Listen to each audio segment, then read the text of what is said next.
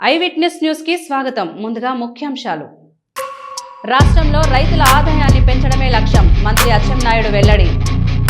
శ్రీ ప్రసన్న వెంకటేశ్వర స్వామి వారి తెప్పోత్సవంలో అపశృతి. పక్కకి ఒరిగిపోయిన తెప్ప. భుజాలపై స్వామిని ఊరేగించిన భక్తులు. ఘనంగా శ్రీ గురు దక్షిణామూర్తి అభిషేక సేవ. అధిక సంఖ్యలో పాల్గొన్న భక్తులు. శ్రీకాళహస్తీశ్వర దేవస్థానంలో హుండీలను అధికారులు లెక్కించారు. 33 రోజులకు గాను 2,50,00,000 ఆదాయం వచ్చిందని తెలియజేశారు.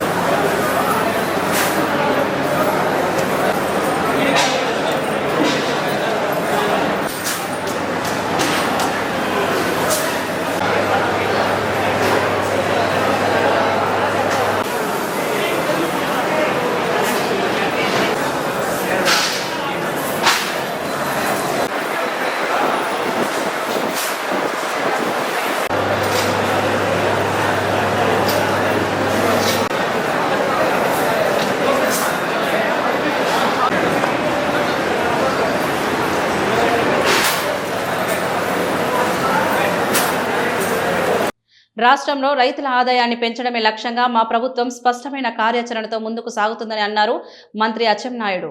ఆహార అలవాట్లన్నీ కూడా మారాయి అధ్యక్ష. ఒకప్పుడు అందరం కూడా వరంటే చాలా ప్రీతిపాత్రమైనటువంటి పంట. ప్రతి ఒక్కరూ తెల్లన్నం అంటే చాలా ఇష్టంగా తిన్నటువంటి రోజులు కూడా గతంలో ఉండే. రాను రాను ఆహారపు అలవాట్లు మారడం వల్ల వరన్నం తినడం చాలా వరకు తగ్గిపోయిన విషయం మనందరికి కూడా తెలుసు అధ్యక్ష. ఈరోజు చంద్రబాబు నాయుడు గారి దయ వల్ల ఎన్డీఏ ప్రభుత్వం తీసుకున్నటువంటి చర్యల వల్ల ఇరిగేషన్ ప్రాజెక్టులన్నీ కూడా కంప్లీట్ అవ్వడం, స్వతంత్రం వచ్చిన తర్వాత ఇంతవరకు నీరు చూడనటువంటి ప్రాంతాలు కూడా నీరు చూస్తున్నటువంటి పరిస్థితిని కూడా మనమే చూస్తున్నాం అధ్యక్ష. అయితే రైతాంగం కూడా నీరు కనబడిందంటే వరి వ్యవసాయం తప్ప ఇంకొక వ్యవసాయం పెట్టడం లేదు అధ్యక్ష. ఎందుకు ఈ మాట చెప్తున్నానంటే మనందరం కలిసి ఈరోజు శాసనసభ్యులం కానీ ఈరోజు రైతులకి ఎడ్యుకేట్ చేయవలసినటువంటి అవసరం ఉంది అధ్యక్ష. వరి వ్యవసాయం నుంచి క్రాప్ డైవర్షన్ చేయకపోతే ఈ నష్టాలు ఎప్పుడూ కొనసాగుతూనే ఉంటాయి. రైతులు ఎప్పుడు కూడా ఇబ్బందులు పడడం జరుగుతుంది అధ్యక్ష. అందుకే ప్రభుత్వం కూడా ప్రధానంగా దృష్టి పెట్టి వరి నుంచి క్రాప్ ని డైవర్ట్ చేయడానికి అన్ని విధాల ప్రయత్నం చేస్తూనే వరిలో కూడా అధ్యక్ష నాణ్యమైనటువంటి రకాలు ఇప్పుడే గౌరవ శాసనసభ్యులు చెప్పినట్టుగా ఎవరు తీసుకున్న ఈరోజు కోటా బియ్యం ఇచ్చినా హాస్టల్స్ కి మనం రైస్ ఇచ్చినా ప్రతి వారు స్పెషల్ వెరైటీ అడుగుతున్నారు తప్ప కామన్ వెరైటీ ఎవరు తిన్నటువంటి పరిస్థితి కూడా లేదు అధ్యక్ష. ఇంకొక దారుణమైనటువంటి పరిస్థితి ఏంటంటే ఇతర దేశాలకి ఎక్స్పోర్ట్ చేయడానికి కూడా అవకాశం లేనటువంటి పరిస్థితి. దీనివల్ల ప్రభుత్వాల మీద భారం పడడం ఒకటైతే పండించిన రైతుకు కూడా గిట్టుబాటు ధర రాక చాలా ఇబ్బందులు పడుతున్నారు అధ్యక్ష. అందుకే మేము ఫస్ట్ పేజీలో చంద్రబాబు నాయుడు గారి నాయకత్వంలో ఏవైతే రాయలసీమ జిల్లాలు ఉన్నాయో అప్ టు ప్రకాశం జిల్లా వరకు ఒక 15 లక్షల హెక్టార్లలో క్రాప్ డైవర్సిఫికేషన్ చేయాలని చెప్పి ఒక ప్రణాళిక వేసుకున్నాం. దానికి హార్టికల్చర్ హబ్గా తయారు చేసి మొన్ననే ముఖ్యమంత్రి గారు చెప్పారు, నేను చెప్పాను. కేంద్ర ప్రభుత్వం 30,000 కోట్లు, ప్రైవేట్ విధానంలో 70,000 కోట్లు తీసుకొచ్చి మొత్తం హార్టికల్చర్కి తీసుకురావడానికి ప్రయత్నం చేస్తున్నాం. తప్పనిసరిగా కొన్ని ప్రాంతాలు వరి పెట్టాలి అధ్యక్ష. ఈరోజు ఈస్ట్ వెస్ట్ ఉంది, పల్లం ప్రాంతాలు వరి తప్ప ఇంకొక ఆల్టర్నేటివ్ లేదు. కానీ చాలా ప్రాంతాల్లో మనం డైవర్షన్ చేయడానికి అవకాశం ఉంది. దయ ఉంచి 2026-2027 ఆర్థిక సంవత్సరానికి తాను బాధ్యత వహిస్తున్న మంత్రిత్వ శాఖలకు నిధుల కేటాయింపు కోసం శాసనసభలో ప్రతిపాదన చేశారు ఉప ముఖ్యమంత్రి పవన్ కళ్యాణ్.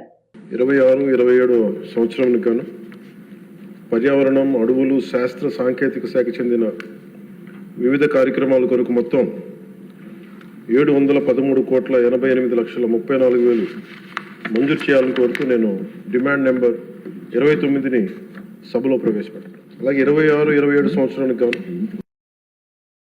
15,485,91,88,000 రూపాయలు మొత్తం మంజూరు చేయవలసిందిగా ప్రభుత్వాన్ని కోరుతూ పంచాయతీ రాజ్ శాఖ బడ్జెట్ డిమాండ్ నెంబర్ 31ని ప్రవేశపెడుతున్నాం. అలాగే 26-27 సంవత్సరానికి గాను అక్షరాల 11,217,51,51,51,000 రూపాయలు మొత్తం మంజూరు చేయవలసిందిగా ప్రభుత్వాన్ని కోరుతూ గ్రామీణాభివృద్ధి శాఖ బడ్జెట్ డిమాండ్ నెంబర్ 32ని ప్రవేశపెడుతున్నాం. శ్రీ ప్రసన్న వెంకటేశ్వర స్వామి వారి తెప్పోత్సవంలో అపశృతి చోటు చేసుకుంది. నెల్లూరు జిల్లాలో బోగోలు మండలంలోని శ్రీ ప్రసన్న వెంకటేశ్వర స్వామి వారి తెప్పోత్సవంలో ఒక్కసారిగా పక్కకి ఒరిగిపోయిన తెప్ప, దీంతో నీళ్లలో పడిపోయారు భక్తులు.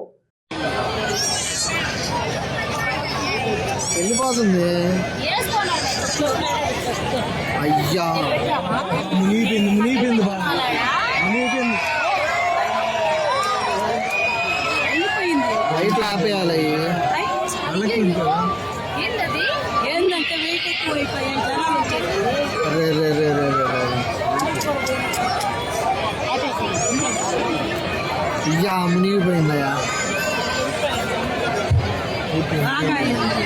ఒరే ఒరే ఒరే ఒరే ఒరే ఒరే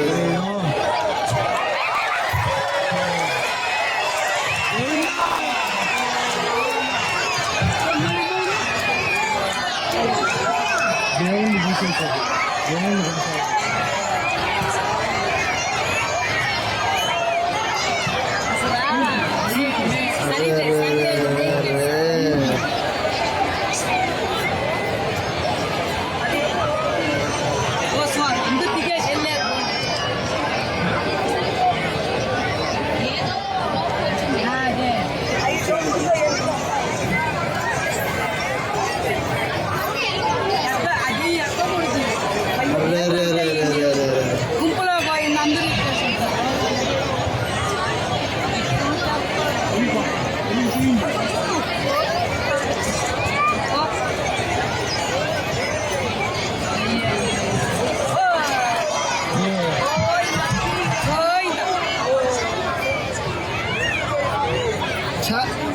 దిగేసినారు కదా అందరూ.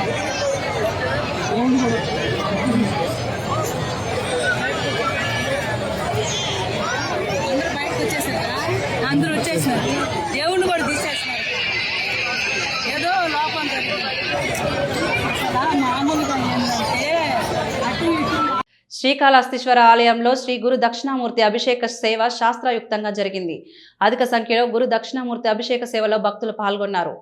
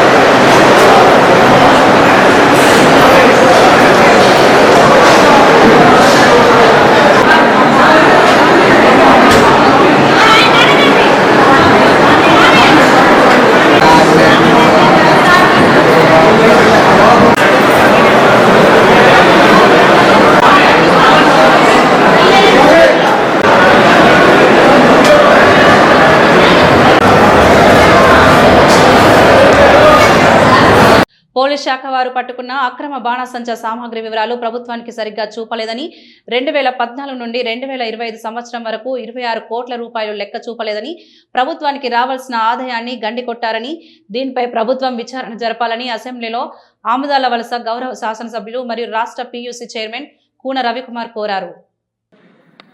ధన్యవాదాలు అధ్యక్ష. గౌరవ మంత్రి గారు ఇచ్చినటువంటి సమాధానంలో అధ్యక్ష పూర్తి సమాచారం ఇవ్వలేదు అధ్యక్ష. ఎందుకంటే నేను బాణాసంచా నిల్వ మరియు విలువలు సంబంధించి పోలీస్ స్టేషన్ వారీగా ఇయర్ వారీగా అడిగాను అధ్యక్ష. వాటి వివరాలు ఇవ్వలేదు అధ్యక్ష. అట్లానే అధ్యక్ష రెండవది బాణాసంచా నిల్వ చేసిన ప్రదేశాల్లో పోలీస్ స్టేషన్ వారీగా మరియు ఆర్థిక సంవత్సరాల వారీగా వివరాలు అంటే ఏ స్టేషన్లో ఎంత క్వాంటిటీ దాని వాల్యూ ఎంత అవుతుంది అనేటటువంటిది కూడా అడిగాను అధ్యక్ష. ఆ వివరాలు కూడా నాకు ఇచ్చినటువంటి సమాధానంలో ఆన్సర్లో పొందుపరచలేదు అధ్యక్ష. అయితే అధ్యక్ష ఇక్కడ మీరు గమనించాల్సింది వీళ్ళు 2014 నుంచి 25 వరకు స్వాధీనం చేసుకున్నటువంటి బాణాసంచా నిల్వ మొత్తం 26,65,51,000 అధ్యక్ష. కోర్టు కేసుల్లో పెండింగ్ ఉన్నాయి 3,219 కేసులు నమోదు చేస్తామన్నారు అధ్యక్ష. 2,753 కేసులు కోర్టు కేసులు అయిన తర్వాత మేము 50,88,000 ఆక్షన్ వేసామన్నారు అధ్యక్ష. ఇక్కడ స్వాధీనం చేసుకునేది 26,65,00,000 అధ్యక్ష. కోర్టు కేసులేమో పరిష్కరించినవేమో 2,753 కేసులు అధ్యక్ష. కానీ వీళ్ళు ఆక్షన్ వేసినటువంటిది 50,88,000 అధ్యక్ష. మరి 26 కోట్లు ఏమని అధ్యక్ష? ఇది అధికారులు సమాధానం చెప్పాలి అధ్యక్ష. ఎందుకనంటే మేము నిర్వీర్యం చేశామనంటే దీనికి అథెంటికేషన్ ఏంటి అధ్యక్ష? 26 కోట్ల రూపాయలు విలువ చేసే బాణాసంచా వస్తువుల్ని వీళ్ళు స్వాధీనపరచుకొని నిర్వీర్యం చేశామని అంటున్నారు అధ్యక్ష. ఎప్పుడు చేశారు, ఎలా చేశారు, ఎక్కడ చేశారు, ఎవరు చేశారు, ఎవరు ఆధ్వర్యంలో చేశారు? Is there any established procedure?